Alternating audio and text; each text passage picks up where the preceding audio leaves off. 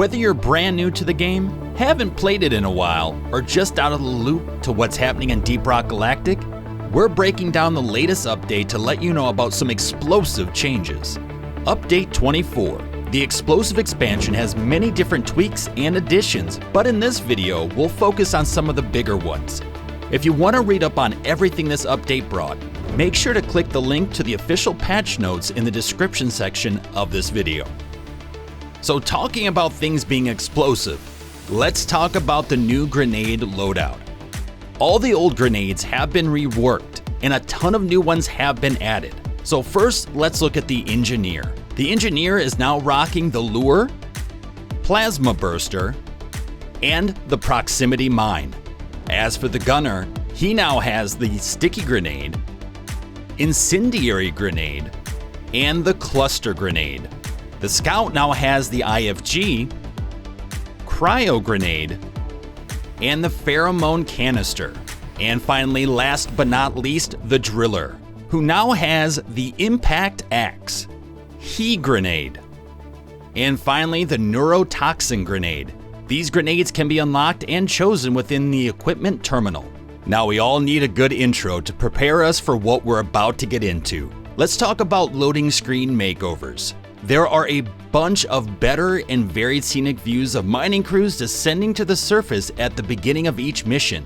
And as for the end screen, at the end of each mission, the end screen now shows a pose from your character to display all those awesome cosmetics, with the mission data being displayed as well. Talking about success, how about some Steam achievements? They're finally here. We now have 50 plus Steam achievements that have been added to the game.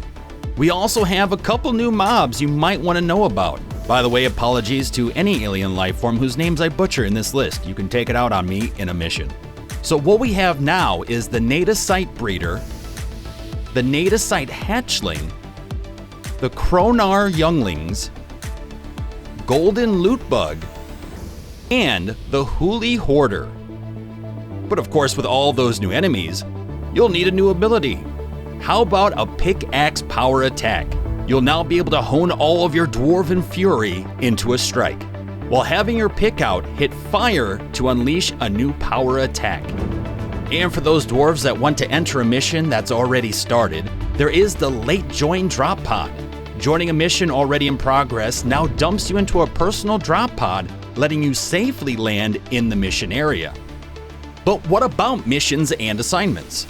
The mission map now displays assignment icons for every team member.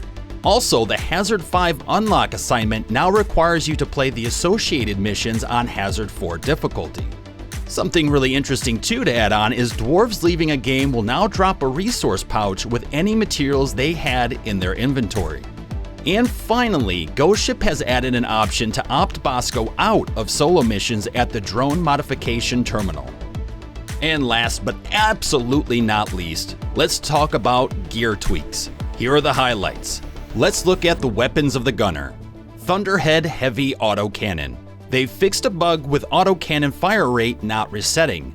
They've also fixed autocannon lighter barrel assembly mod. They've tweaked autocannon fire rate to increase in a more linear manner. And finally, they have removed the stun mod. Lead Storm Powered Minigun. Ghost Ship has decreased stun mod chance as well as the stun duration, and they've fixed aggressive venting modification to properly function as client. Bulldog Heavy Revolver. They have removed the stun mod, also added stun chance as an inherent property of the gun. On to the Engineer. Deepcore GK2. They've now renamed Stagger to Stun. Also, gear stats now display the weapon stun on weak point hint functionality correctly. Breach Cutter. They've now fixed the Breach Cutter so it no longer damages the player if fired directly downwards. Now let's look at the Scout. Jury-rigged Boomstick. Stun mod proc chance increased. The Tungsten Pellet mod armor damage multiplier increased. The Blast Wave description is now made clearer. The Blow-Through mod changed to Super Blow-Through, which means it can penetrate multiple targets. And finally, they fixed Blast Wave mod to work consistently. Zukov Nuke 17. They have officially removed the stun mod. Also, they've rearranged some of the other mods to better balance the potential builds. They've increased the accuracy penalty while moving. They've also increased the speed to which accuracy is regained. They've decreased accuracy spread when shooting. And finally, they've increased Tier 4 expanded ammo bags mod from 100 to 150 ammo. M1000 Classic. They've added a tutorial hint for focused shot, and they've fixed stun modification to work properly. And finally, the Driller. Experimental Plasma Charger.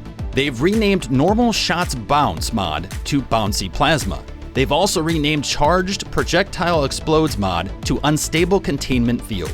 They've increased radius and damage of unstable containment field implosion. And finally, fixed some EPC shots during generic damage. And once again, find out more information on Deep Rock Galactic's Update 24 at the link listed in the description section of this video. If you've liked what you've seen and heard and want more impressions, reviews, and gameplay, make sure to like, comment on your thoughts of Update 24 in the comments section, and subscribe to stay up to date with everything coming out from us at MindMineTV.